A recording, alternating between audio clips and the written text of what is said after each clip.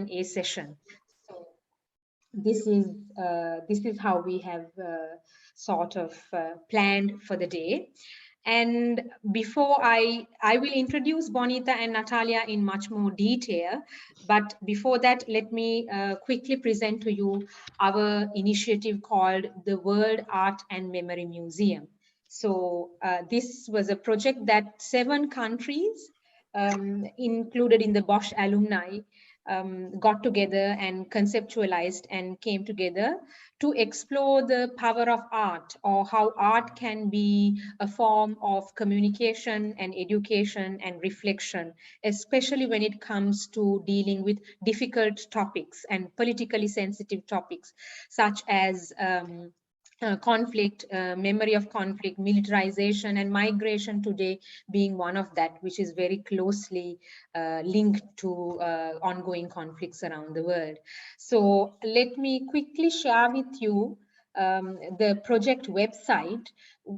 I will not take you through in detail, but I'm going to invite you to take a look at it, visit, and also get in touch with us and give us more feedback.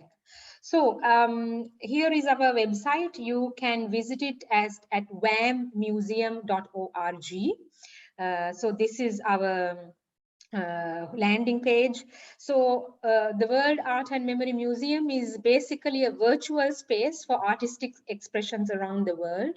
We are showcasing contemporary and modern art, which explores socially sensitive issues of gender, migration, conflict, etc., militarization, etc. So we have several different countries from 4 continents. So you can see that we have Brazil, Bulgaria, Egypt, Lebanon, Russia, South Africa, and Sri Lanka being a part of it. And we really do hope that in future we will sort of expand and include other countries and other continents. So you can basically find out more about us if you read. And then you can also read a little bit more about country context. For instance, if you go, every country has an in-depth country context, resources lined up for people who want to get to know the art practices in Lebanon, and then memory scene, etc., the human rights scene. So there are lots of resources that are connected to these several countries that are presented. So also then what you have is artworks and artists. So even if you go to the front page and go down, you will see artworks presented from different countries and also artists presented from different countries. So you can see a host of artists from Lebanon, Egypt, Sri Lanka. All of them have different topics that they work with. So in this case, the focus of the website is bigger and larger than migration itself. In fact, we can also see the different sort of areas that we sort of work on.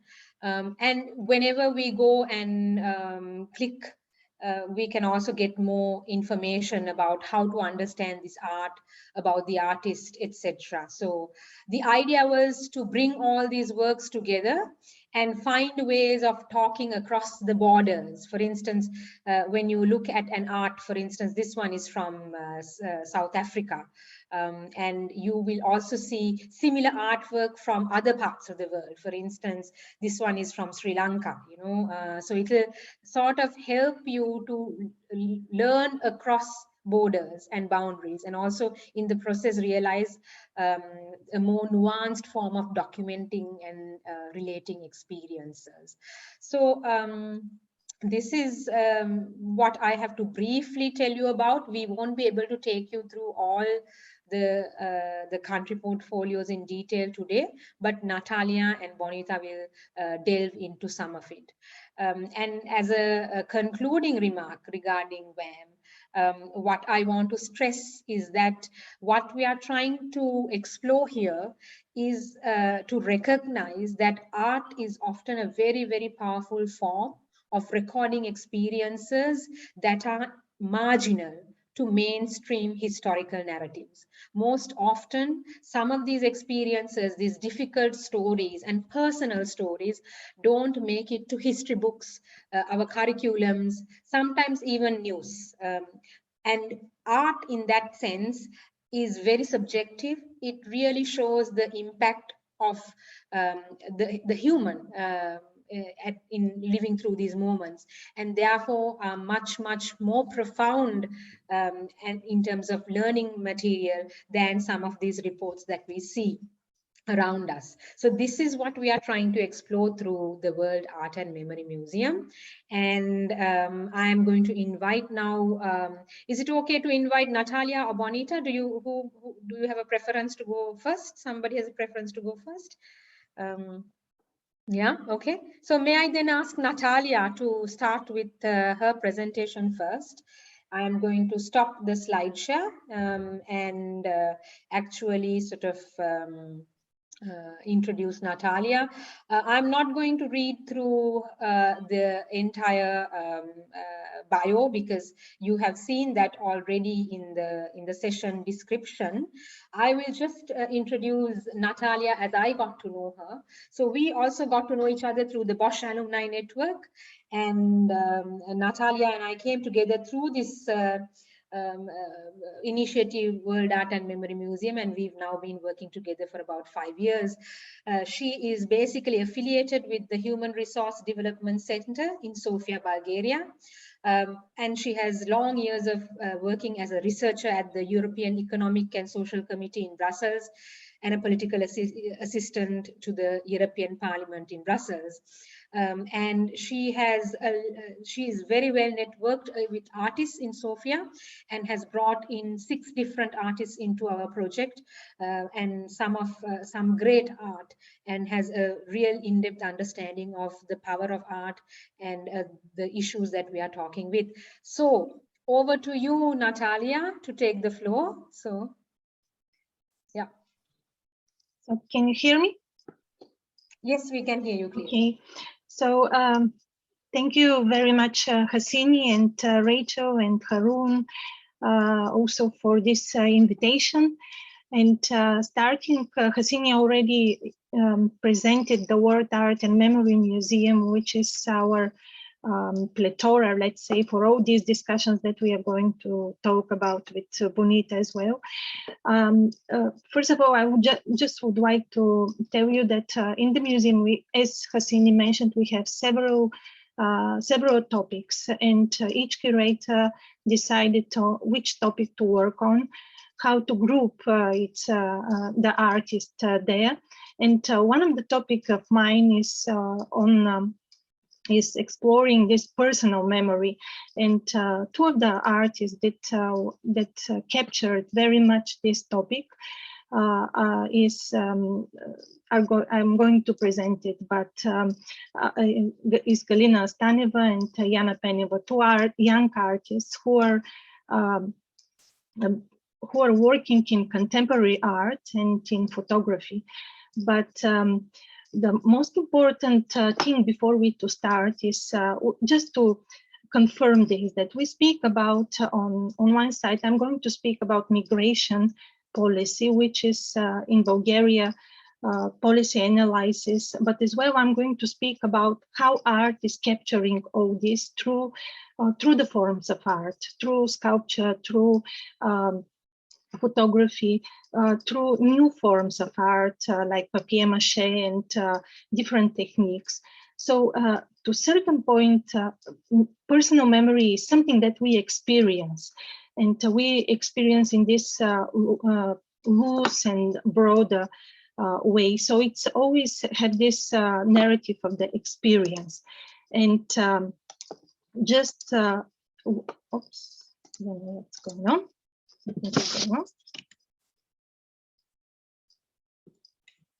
Wait a bit, please excuse me, something.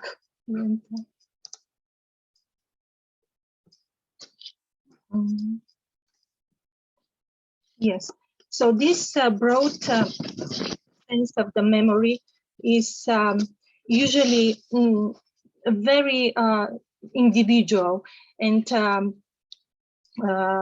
as a result, the result of this chapter in the museum, the World Art Museum is also the base is one exhibition that we did with 6 other artists, which the exhibition was supposed to happen in in the City Art Gallery of Varna, Bulgaria, but due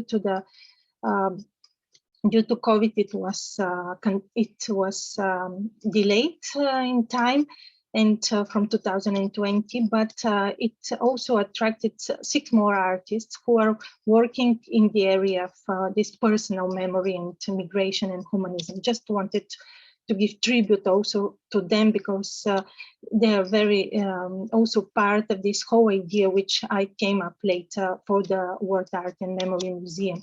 So the first artist that I would like just to say is that is Galina Staneva. And nowadays we speak about migration, and migration is quite content. We see that the topic of migration is daily on news. It's also, we have this categorization of the other, but Galina Staneva is saying that there is this belief that every person has unique qualities and virtues, and they must be respected. So something about this categorization of the other should be always perceived in this senses, through senses. And opening the debate of migration in her works, it's also this not very, she's not giving us conclusions. And going back to Bulgarian migration, we can say that the migration policy of Bulgaria is developing according to the political regime, according to the worldwide debate.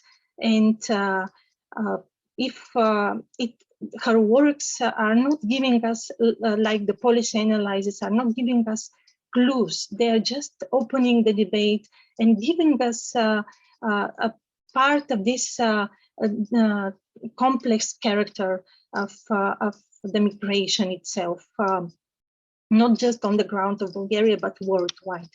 And something that I would like just to give you a historical view.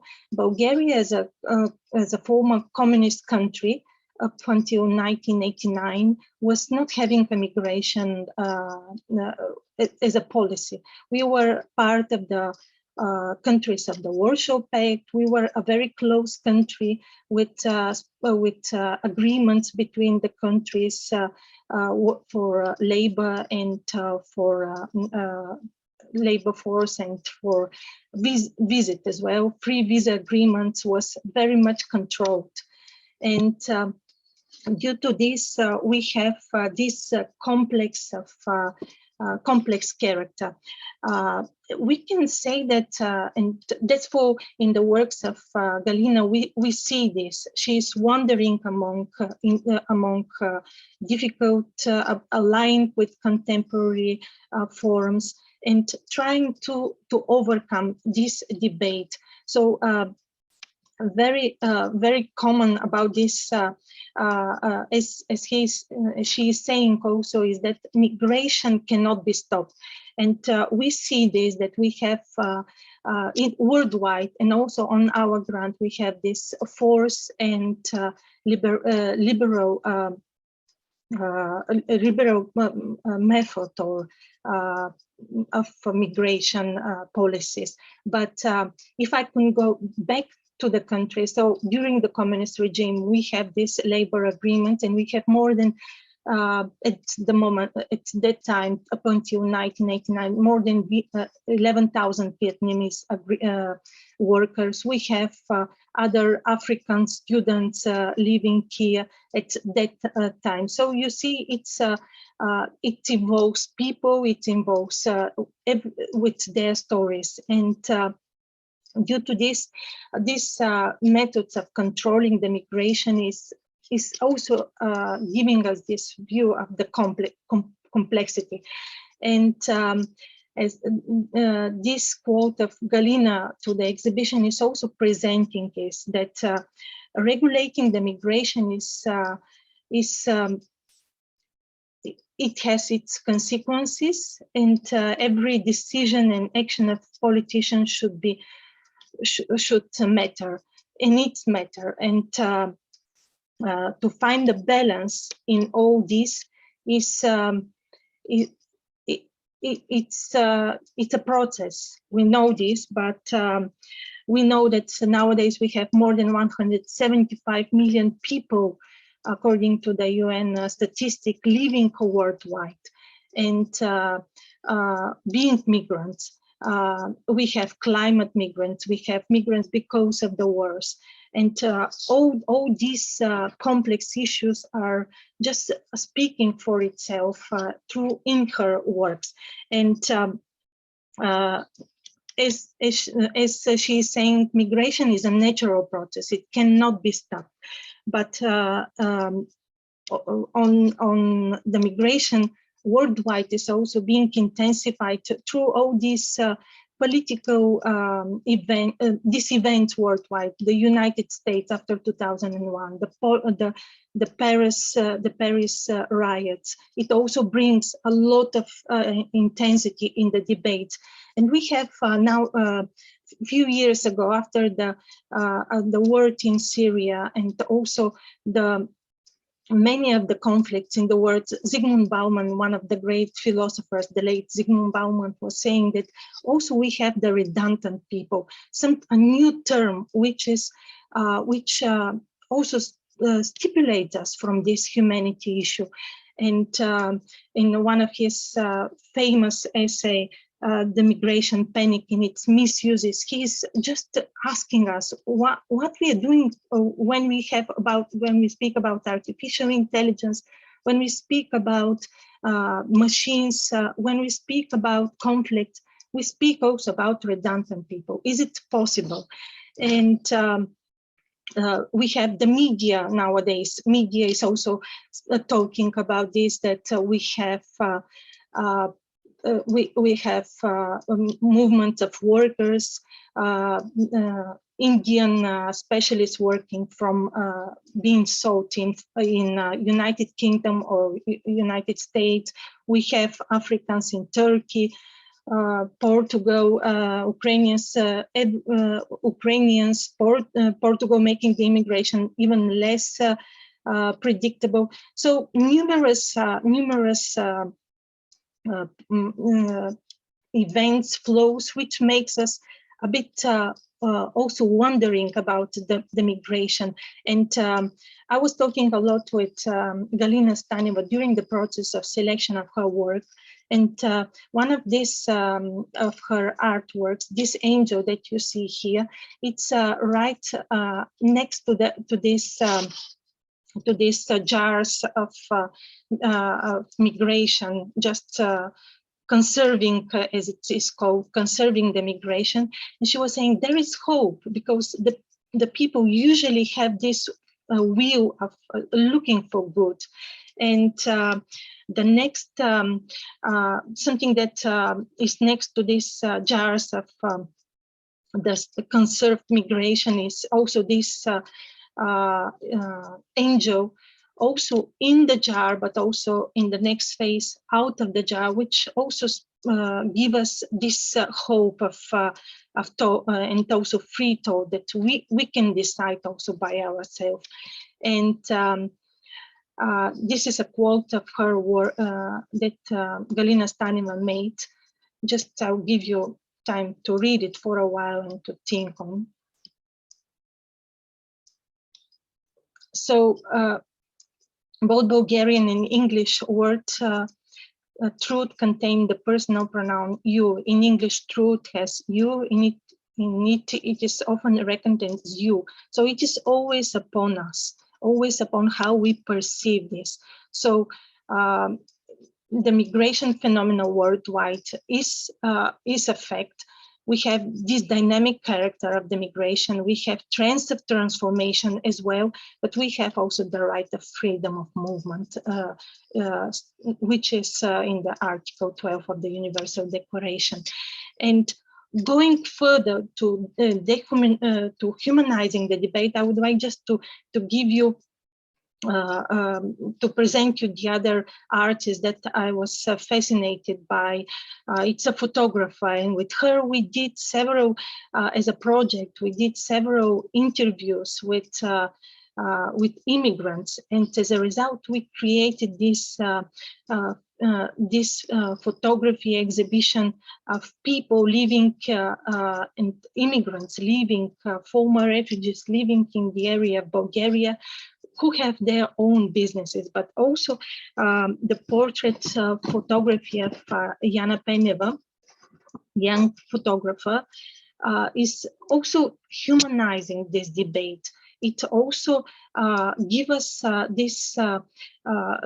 these trajectories of travel, which all of these immigrants are having, and that they're showing their sincere culture, also their entrepreneurship, which prevails in some points of view because of some cultural prejudice that they want to present. And I would like just to continue with this, that we have Bulgaria after 1989, as I said, we much open to the world, so becoming a democracy. But since 2007, we become a member of the European Union, and with this, a lot of integration process started in the country. So the immigration opened a bit the immigration started to be based on the ethnical model. So before that, we were not speaking about minorities, but about ethnic groups. And further, with the EU membership, with all of the legislation that we were supposed to infringe in our own, all these debate become enforced and to some legal acts. And historical references show that the first, one of the first immigrants in Bulgaria were the Armenian refugees from fleeing from the genocide in the Ottoman Empire. And one of these ancestors of these refugees, Grant, the jeweler that you can see here. And as I mentioned, at the end of the 70s, we have predominant Vietnamese, also Africans, but after 1989, a lot of also new immigrant groups, and the integration model is very much infringed in the legal acts. And something very interesting is also that this integration model is trying to, is also based, is being implemented, a part of the legal acts, but by organizations, human rights organizations, who are having numerous programs, helping a lot of refugees, presenting multiculturalism through various forms, a part of and projects, through various integration projects. And just would like to say that the sociological profile of the different immigrant groups in Bulgaria, most of them, so we started from Chinese, so the Chinese people are people without higher education. The Africans, if we try to just to compare, our Africans are with much more higher education. They are also a lot of mixed marriages, and contrary to these, Chinese groups are just self-organized and structured. But very interesting about this model also in Bulgaria is that we have the immigration in Bulgaria is a bit different from in this sense that we have seen here that most of the immigrants are creating businesses. So workless people among them are very rare. due to this, that they're self-organizing, they're creating jobs, trying to integrate much more better than even some Bulgarians. And this is one unique feature, I can say. And on this picture, we have one Bulgarian-Italian family, which was running their own restaurant, but due to COVID, they just stopped. And I really hope in the future they will have this new business again, their business again. And something that I would like just to say in this last remark is that we see that countries like Greece, Spain, Italy, from countries of immigration become countries of immigration. And it's very also a phenomena.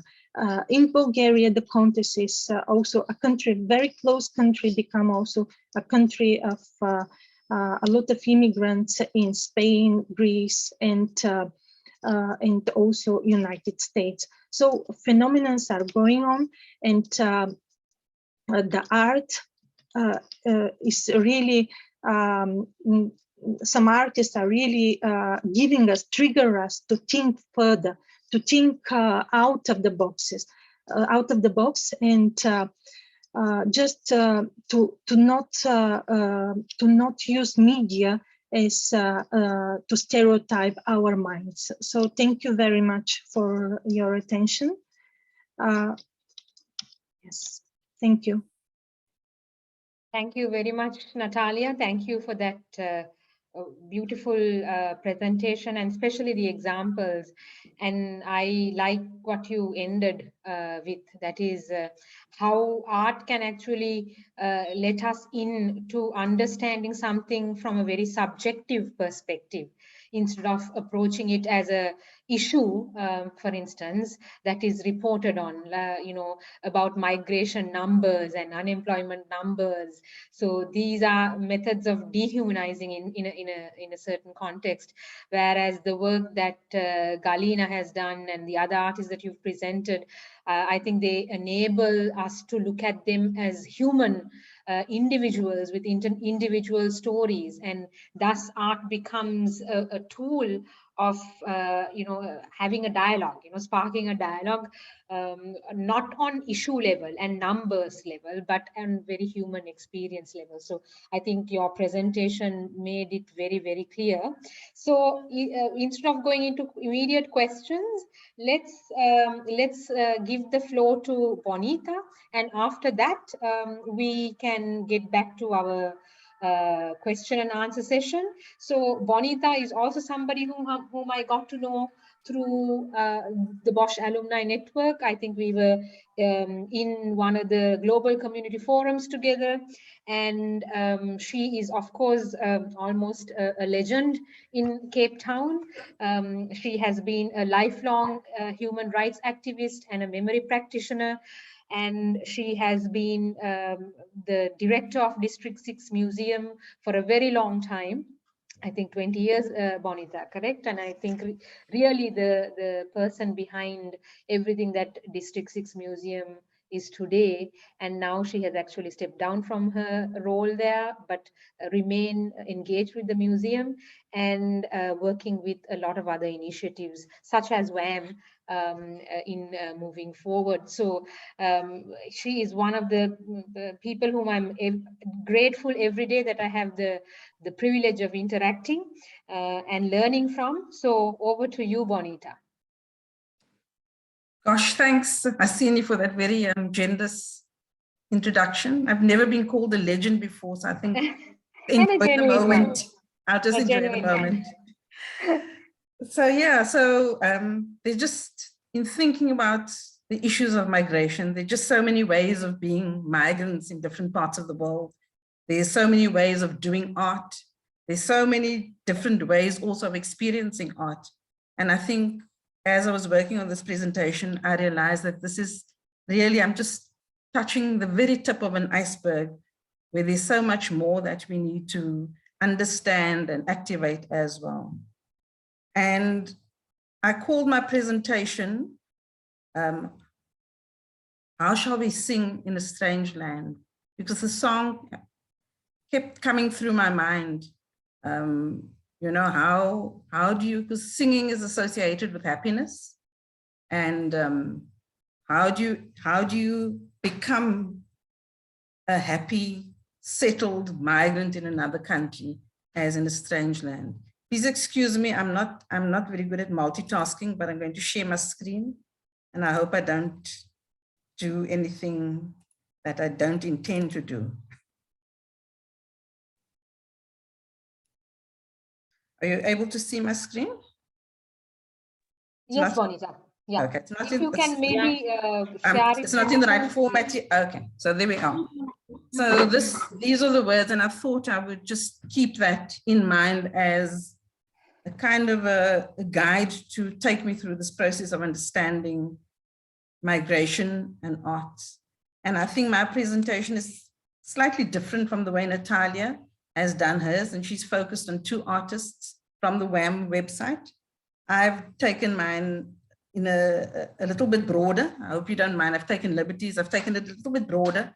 I'm referencing one artist from the South African portfolio on the website. And I'm also referencing District 6 Museum, who's a partner on the website. But I'm not actually showing any art because I think people are able to do that on their own. And Natalia and Hasini have given you a little glimpse into that. So, and I'm also being a little bit liberal because not only focusing on visual art, also, you know, we experience the world using all of our senses. And so the three examples that I'm using are largely visual, but they also contain a little bit of performance art and a little bit of poetry as well. So of course, how can we sing when we're in a strange land? How can we face adversity? How can we stand in the midst of trouble when the enemy laughs at our beliefs?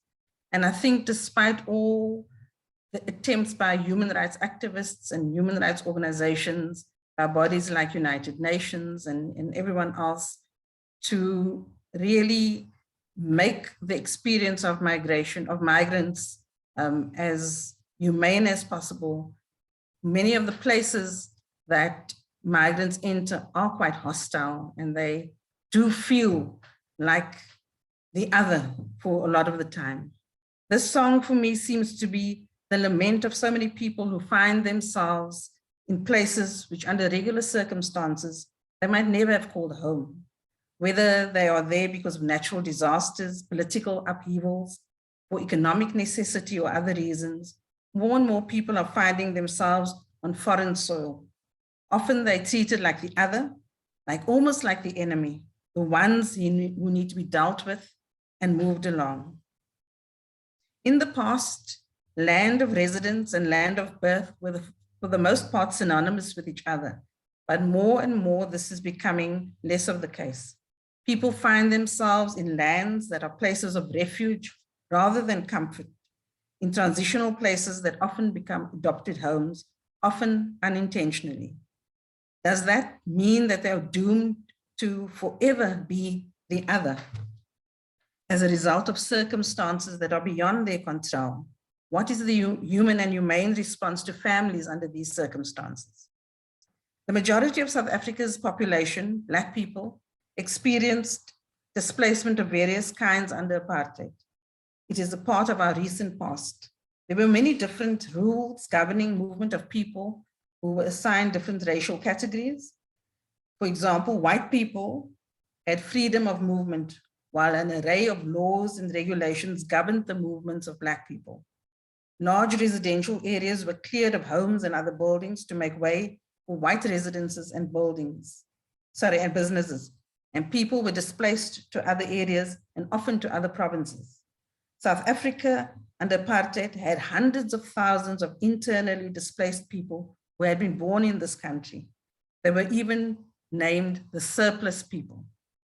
The pain and humiliation of the loss of land and home is still in the living memory of many. However, human experience consists of so many layers of complexity, and one would have imagined that in the new South Africa, which was birthed in 1994, when President Mandela became our first president of a democratic, egalitarian South Africa, which was based on a commitment to human rights, one would have thought that South Africa would become a welcoming place for displaced migrants, particularly from the African continent. This, though, has not been the case. In some instances, migrants are received with empathy, with a sense of humaneness and a strong awareness of the universal human rights that they should have access to. Human rights organizations invoke policies and procedures to protect them. More often than not, though, they are subject to prejudicial attitudes, to narrow nationalism and ethnic territorialism. This is particularly prevalent in resource-scarce communities, which are already struggling to survive, and the entry of migrants into their spaces presents as a threat to their own survival. South Africa has experienced, sadly, several bouts of violence against migrants from other parts of Africa. Most of such xenophobic attacks have been committed by Black people in the residential communities where migrants have settled. And there are several reasons for that. More, I'm sure, than I'm able to examine here, and I hope to be able to shed some light on some of these reasons in the context of 3 art interventions which have been part of raising awareness and attitudinal shifts in South Africa. The first one that I will refer to was part of the District 6 Museum's Heritage Ambassador Program.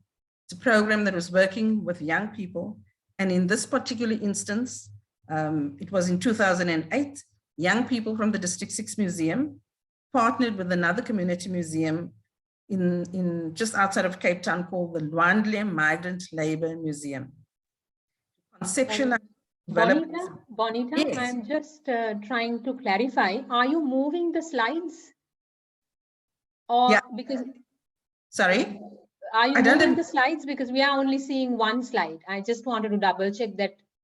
I'm on my 3rd slide. Which one are you looking? Oh no, because we are still on the first one.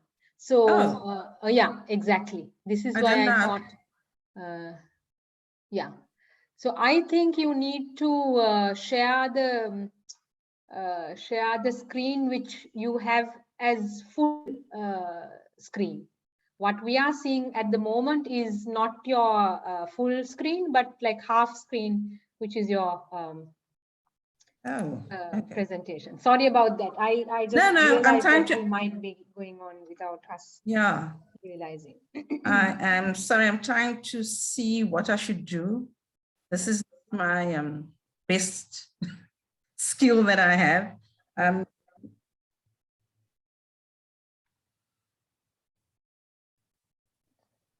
Yes, this can be a bit tricky sometimes. Is it still now? Yes, it is still pretty much that.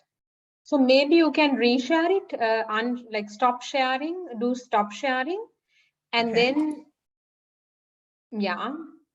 and then reshare it and, go on full screen. Because then when you move the slides change.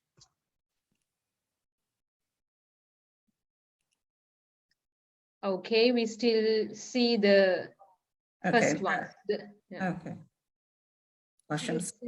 Because we don't see the slideshow. I actually don't know how to. I'm so sorry about this. Yeah, that doesn't matter. Do you quickly want to? And now? Now you can see. Now you can see. Now we can. And now? Okay. Sorry about that. So, yeah. Now we can see the second slide. Okay. Thanks for pointing that out. Yes. It refers to a youth exhibition that was done in partnership with the museum, another community museum in Cape Town, the Luan Migrant Labor Museum. The exhibition was called Forced Removals, Migrant Labor and Identity in Cape Town, a Youth Perspective. The process was facilitated by one of the artists that's featured on the South African pages of the WAM website, Aisha Price.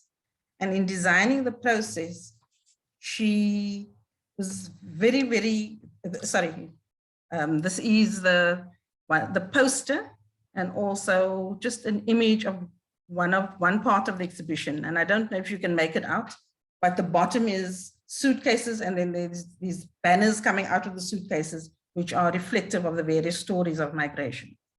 Sorry, Bonita, to disturb you again. Yes. But we are only on the second slide. What we can see is the second slide. So if you move it to the third slide, then I think you are looking at one screen while sharing another screen. This is what's happening.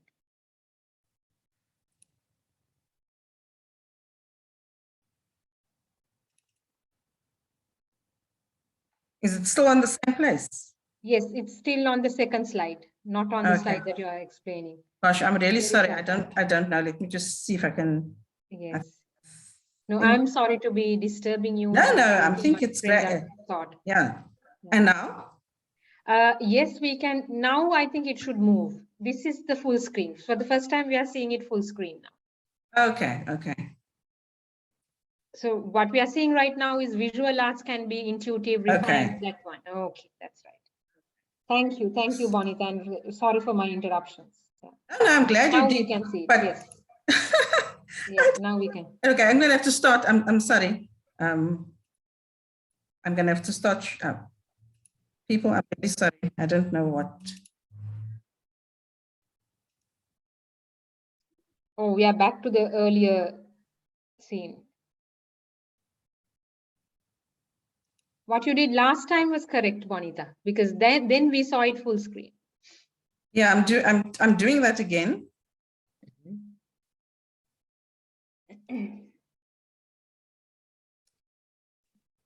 People, can I maybe just talk without the slides? I'm sorry, because now I think it's completely gone.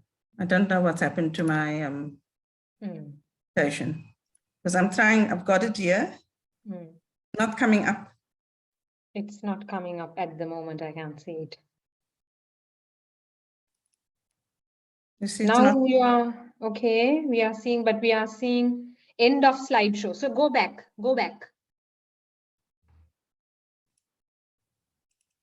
Okay. Are you seeing anything? Yes, we are seeing not the full screen, not the slideshow, but your slides. I'm sorry. It must be something that's wrong. Can I just go on? With, yes. Sorry, Bonita. Yeah. No, it's not your fault. I just can't even get back to where I was in the first place. So I'm sorry about that. So I'm just sorry. So this exhibition took place in 2008 at the same time when there were very violent xenophobic attacks in Cape Town. It was coincidental that it happened at the same time. And so the young people were able to, as part of their discussion program, they expanded the discussion to raise awareness in their communities about the attacks on people coming from other parts of Africa, coming to, whether for economic reasons or violence in their countries, coming to South Africa, and they were being attacked. And so in this way, the visual art project that was facilitated by Aisha Price, and I had some words on it, which I'll try to share later, how she spoke about the visual arts process, which she says can be intuitive, refined, expressive, and above all, challenging. It has the power to expose and conceal and offers young people a glimpse at the kind of authority and responsibility they can have over their lives, and creates excellent opportunities to practice considered choices. And I think I'll go to the end of the quote, which says visual art teaches how to closely observe and understand. And I think the power of visuality in this context was so important in drawing,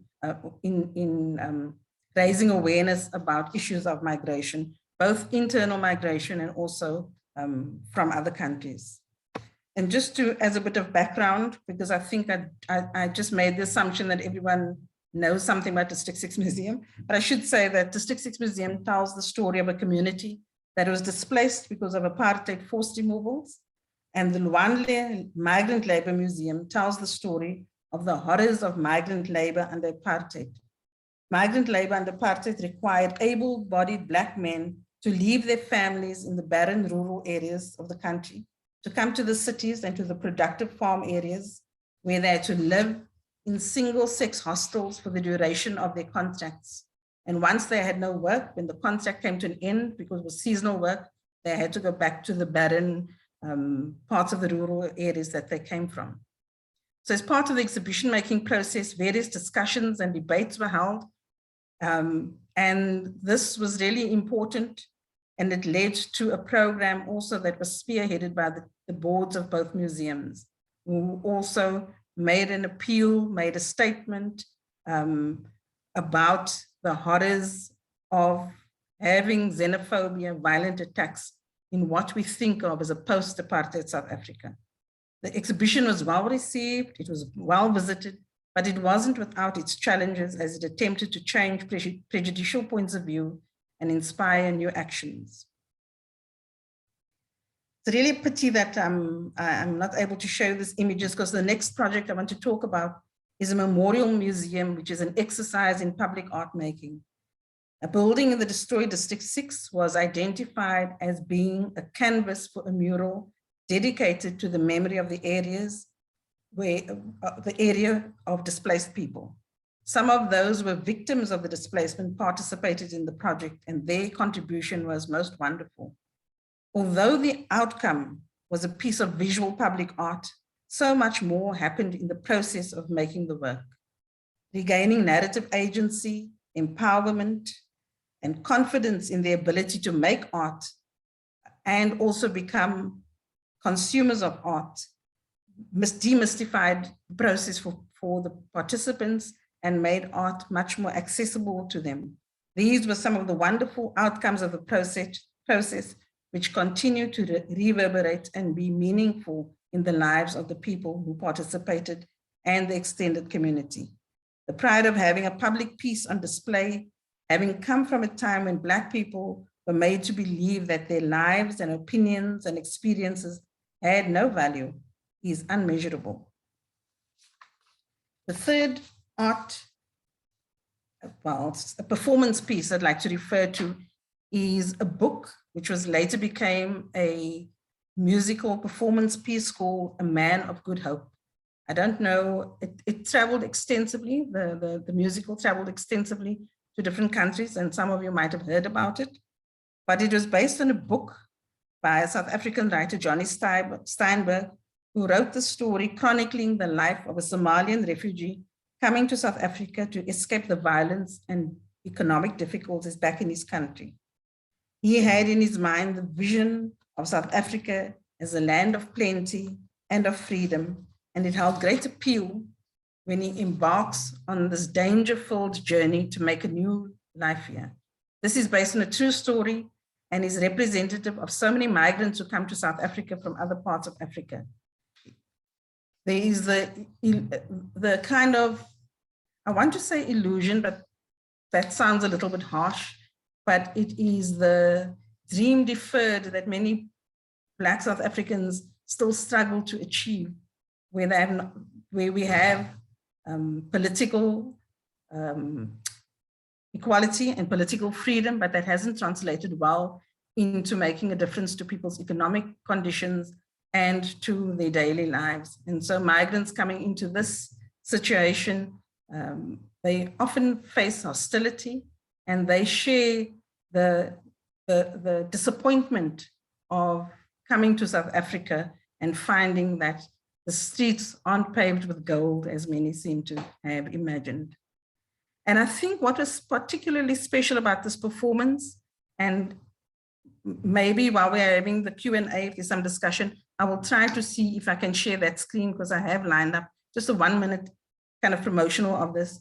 But what was great about this performance is that it was, first of all, it was vibrant, it was excellently executed. It became such a discussion piece, provoked discussion. It enabled people to look at themselves and see themselves in those characters that were being prejudicial in that. But what more than that, I was reminded of the kind of approach of this musical by the work that Natalia shared, the photographer, is Diana Peneva. I'm not sure if I'm saying the name right, but where she also depicts migrants in their normal environments. They depict that there are people who have real lives. They're not just people on the run. And I think what this performance did was it showed that migrants are not only victims, they're not only people who are coming in and look like they're wanting to steal your job or use up resources. They had pre-lives before they became migrants. They lived in coherent communities. They had they got married, they had babies, they were like regular people. And so one got to experience through this musical the real lives of migrant families and what it meant. And I think it made a real difference in the way that people looked at the life of migrants. Obviously, one performance piece or one art exhibition or one art installation doesn't change a large enough number of people, but it is a start, and it did make an impact, because I certainly know people in my circle who saw this play and had a kind of change of heart of how they looked at the whole migrant experience. But I think it's all part of a whole package of things that we need to do through education, policy change, all of those things. And I think art can play a role in policy change as well.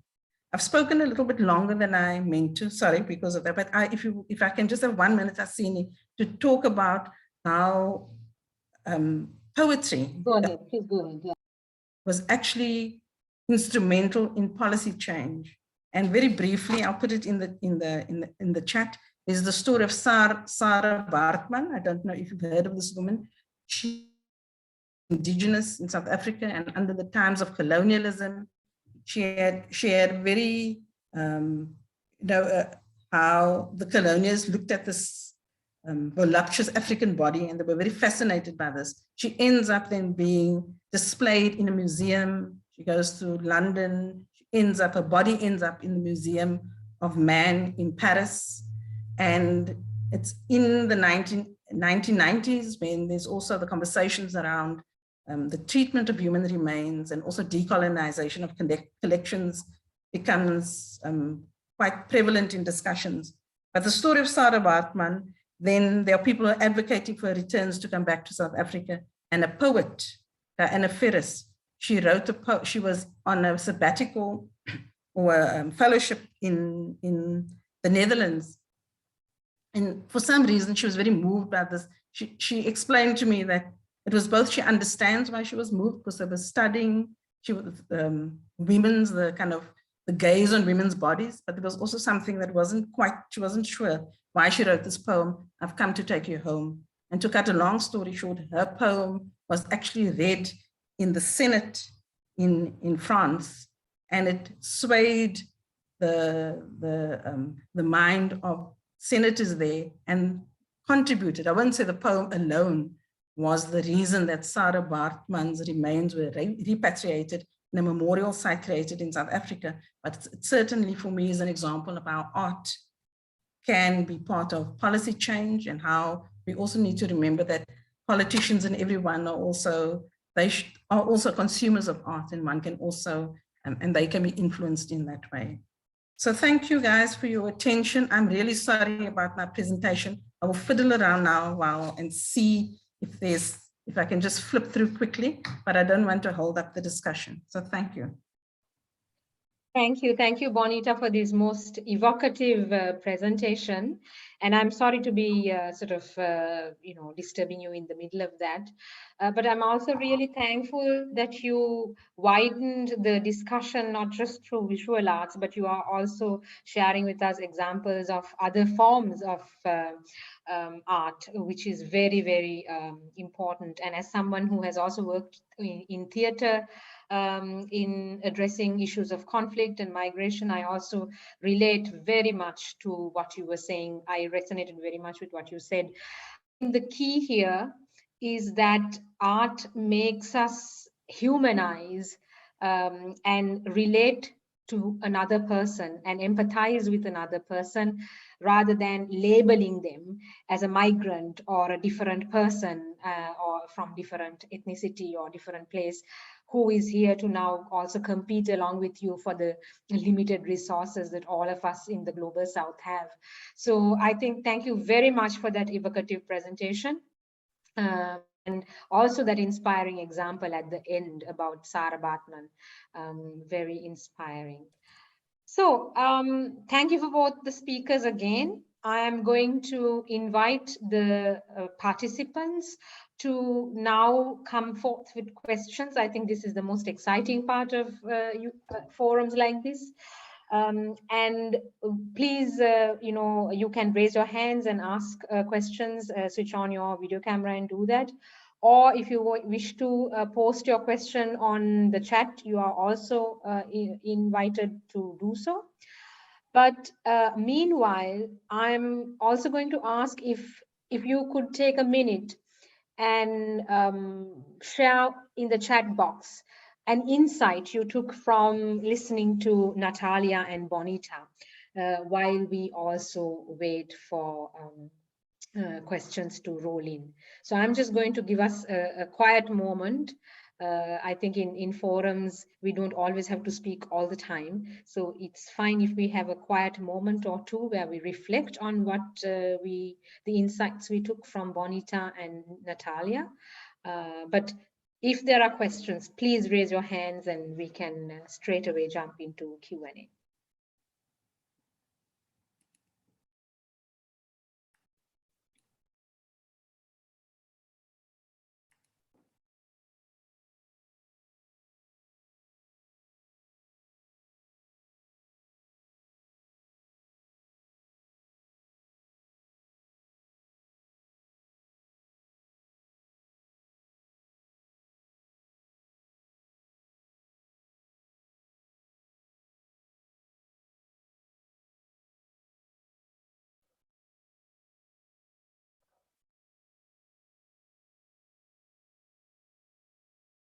Okay, so until others think through what they've been listening to, may I take the opportunity to also ask a couple of questions or kick off the discussion with Natalia and...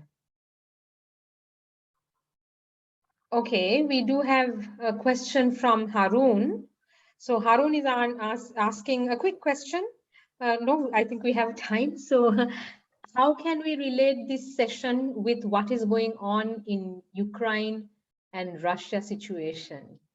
Yes.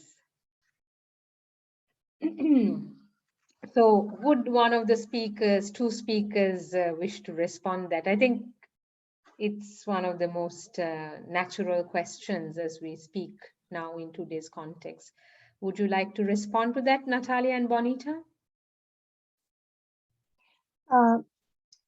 Can I just, I'm going to put now in the chat box. Natalia, I'll join you.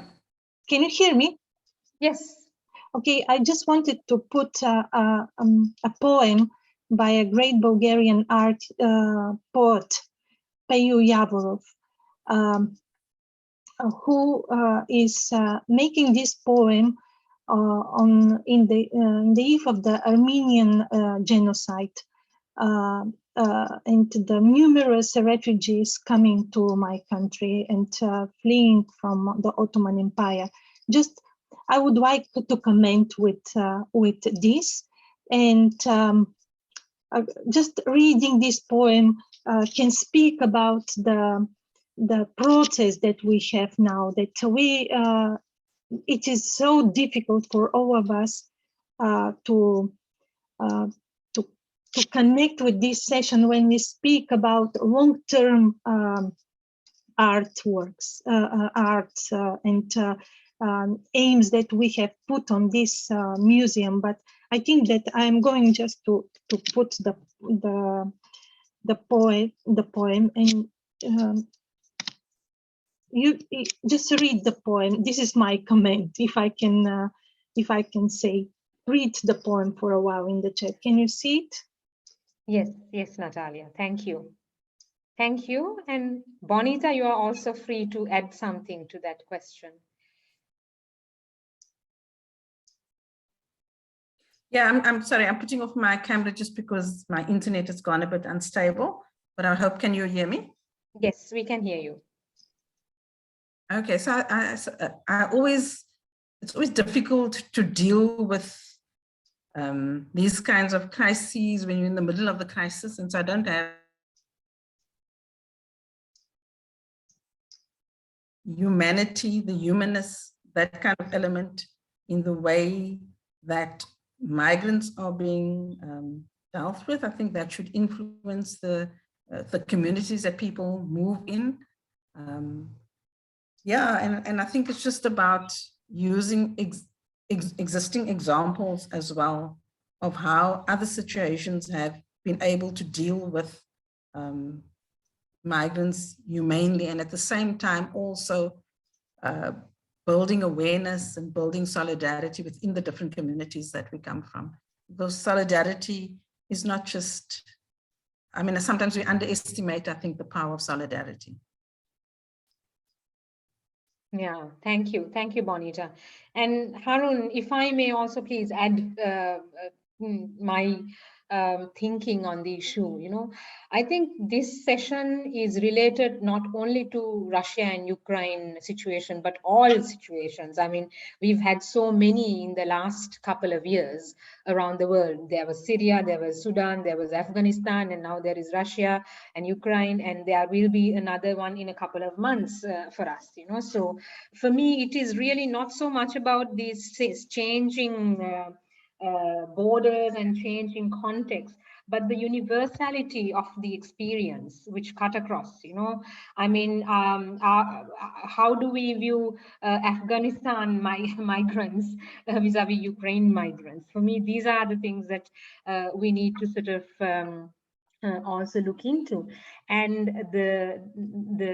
I think the power of art forms, whether it is visual arts, photography, or theater, or other forms, is that they are able to document the cultural specificities of these people who are affected and who are moving.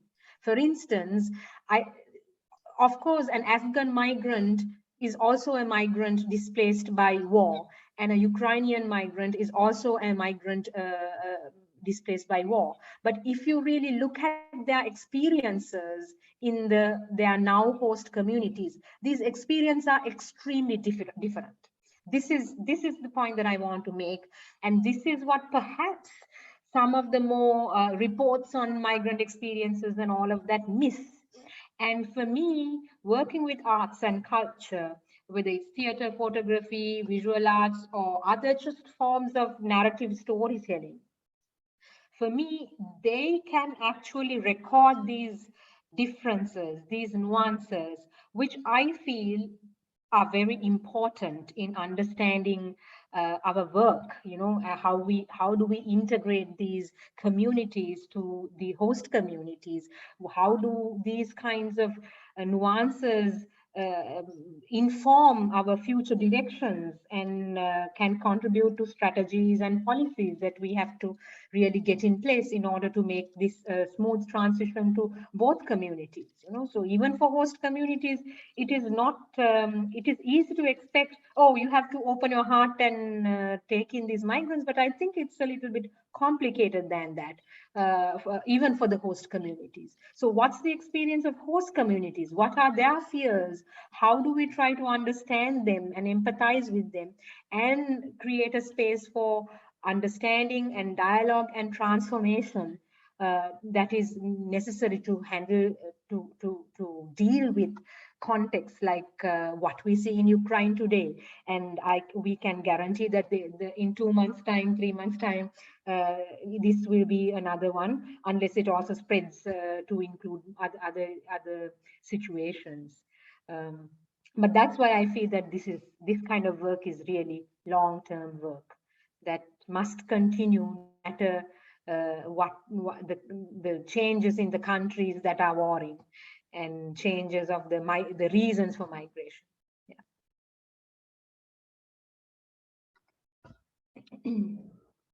But thank you very much, Harun, for that question. Yes, I see a question from Nozifo. I hope I pronounced your name right, from Germany. So please switch on your camera and your mic and you can ask the question. Hi, sorry, unfortunately my camera will not allow me to switch on, as it will take up too much of my connectivity. But I would like to maybe make a comment.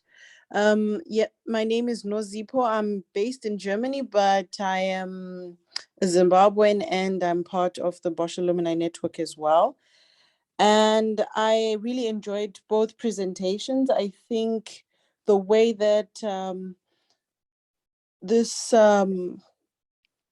particular meeting has captured how art can be such a timeless representation of society and what goes on is really something that has been, for me, missing for a very long time. So I really thank you for bringing this out in such a perspective. And I would maybe like to bring to the two speakers, whoever is interested, their take on how theater or performance art. I know that the last speaker, I believe it's Bonita, sorry, yes, spoke about A Man of Good Hope. I would like to believe that was a playwright or something like this, how this can be incorporated more into society, because I feel this is something that is fast dying away with the digitization and social media, and art can remain possibly because people like to do this and have this in their buildings or housing, and maybe even it is preserved in digital platforms. But just to bring out the different aspects of capturing societal moments and taking into consideration some of the beautiful work that has come out through theater and other forms of artistic representation. So I also like the idea that poetry and so forth, how can we keep this as a very prominent area of the society we live in, seeing as it handles such a nuanced perspective of what happens on a day-to-day basis. Thank you. Thank you. Thank you for that really, really insightful question. Really spot on. Thank you. Bonita, would you like to respond to that? Yeah, I think it was, I think Nozipo gave quite a thank you for the affirmation. And also, you also gave some input as well in your commentary. And I think in terms of how do we keep this going, I think it's through networks like these, where we actually we use old art forms, whether it's painting, whether it's visual art, whether it's performance art, and we have to try and reimagine them in new contexts and with new content and new audiences as well. So innovation is important. And so I think it's always, and I suppose I come back to the subtitle of this webinar, an act of balance. So it's always, for me, it's an act of balance between forms of the past, but with present and contemporary content. It's a balance between how we intellectualize and understand things, and also the emotional side of how we experience, kind of the head and the heart. And I don't think the distinction between those are as clear-cut as we sometimes make. They're all kind of integrated in our human experience.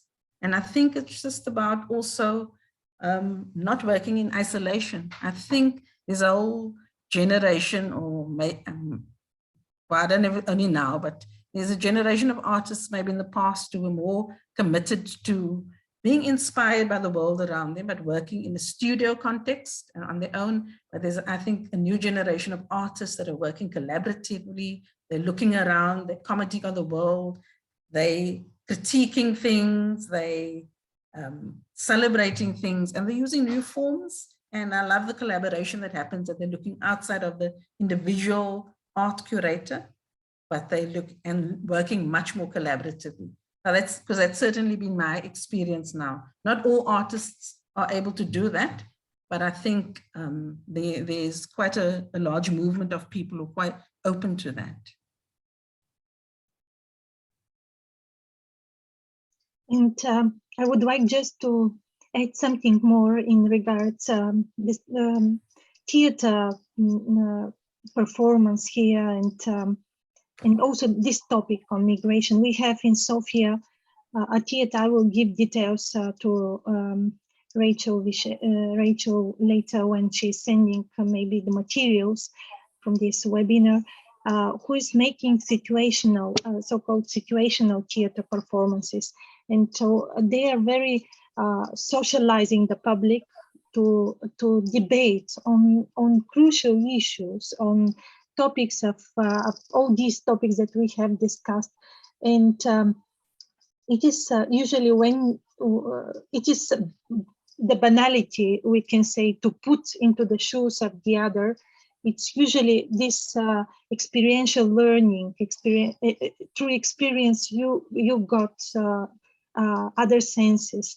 And it is them working on this team with young audience, because and also trying to diverse this audience, because in some closed formal societies, although we have past 30 years of democracy, this image of the other is usually processing through many prejudices as well. And I will give the contacts and some of the performances they made, just because now it's not appropriate to show you, but they are successful in this term of involving the audience. And I think these new forms of theater, I know for the debate in Germany, it was also after the this phrase of Angela Merkel that multiculturalism is not working, and a lot of performances were made on showing that this should not be said like this. So it is usually an effort. We need to provide, to have this effort, and it is a long-term process. And it's not about national security, because usually they are trying to put this in our mind, that it is national security. It's also, we need to, as an artist, as people in humanity field, we need to give chance this to be overcome. Yeah, thank you, Natalia, for this addition. You know, as I listen to this discussion, I also wonder, like, what the initial question was about, how do we take it forward? And sometimes I feel there is a perception in society that art is something that you do after you do everything else, and if you have some free time. So it's what you do after you spend money on everything else. It's what governments do when after doing investing in everything else, including their defense budgets. And if there is leftover money, then you support the arts. You know, so that indicates something about how people perceive art. They don't see art as something fundamental to our modes of learning, understanding, empathizing, and connecting with each other, which are central things. But we feel that it's something that is not priority, but something that we do if there is time and resources left from everything else to do that.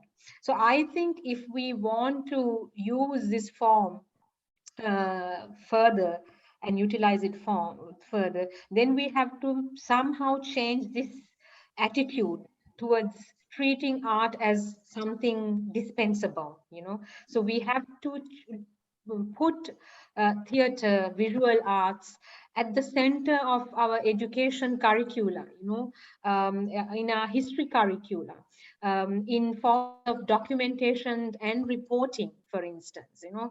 So if we can bring and integrate these different tools that, I mean, we only gave very small examples today for them, to more mainstream efforts of documenting, reporting, recording, and learning, educating ourselves about certain issues, then I think we can see much more benefit, much more impact, and much more change, rather than doing it as something that you know, you do in your free time.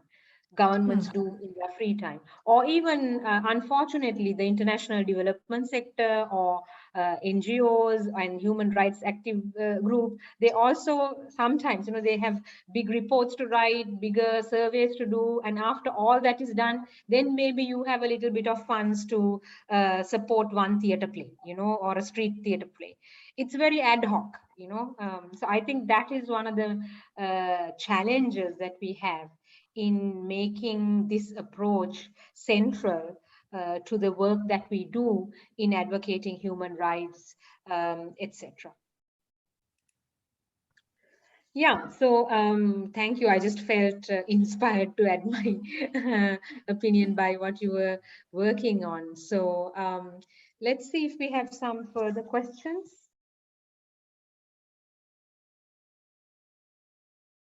Maybe if I can just, if there are no further questions right now, Yes.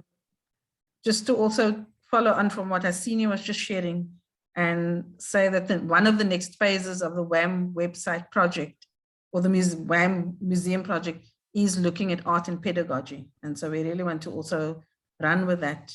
I won't repeat what Hasini's just said, but that is very, very square on the agenda of a next phase for the project.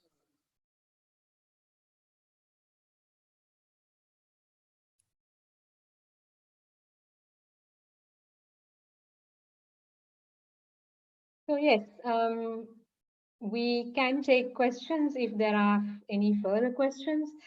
Please feel free to also share your thoughts, your inputs, your insights in the chat box. And if there are no further questions, then I'm going to say a big thank you for Natalia and Bonita for really, you know, getting us food for thought today, main food for thought. And I'm going to hand over the session then either to Rachel or if there is Harun for further, if there are any additions from their sides and last words that they need to do. From my side, thank you very much. And I'm handing it over to Rachel or Harun. Thank you. Thank you. Can I just ask, can I make one attempt to share the video clip if anyone has time? Yes, yes, let's do that. You can.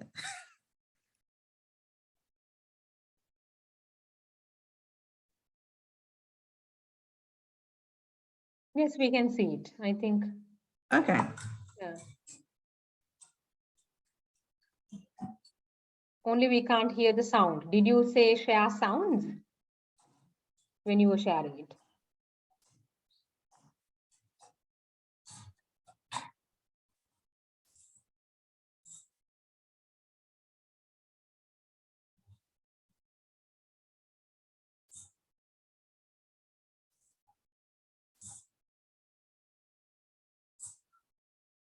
Juanita, basically, when you are sharing it, in that sharing panel, there is a little box at the end, at the bottom saying share original sound. So if you tick that, then we can hear the sounds. If not, we usually don't hear the sounds.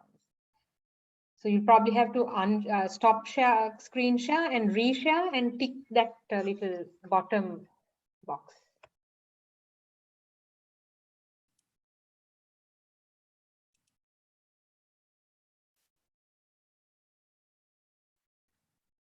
I'm sorry, I must have a different version because I don't have that option in my box. So sorry.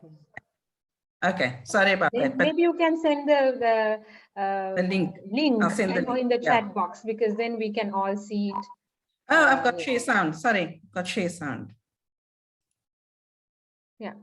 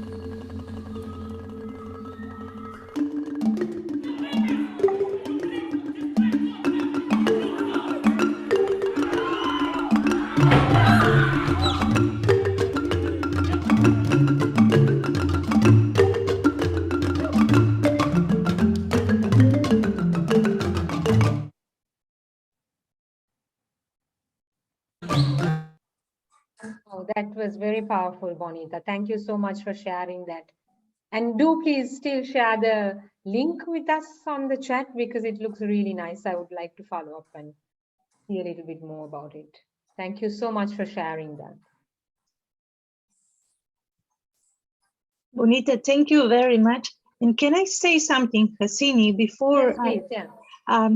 Because it came in my mind just seeing this wonderful acts of empathy that Bonita showed us. A Bulgarian director, Zdrava Kamenova is her name, very young, bright Zdrava Kamenova, made a play 2 years ago on the following fact.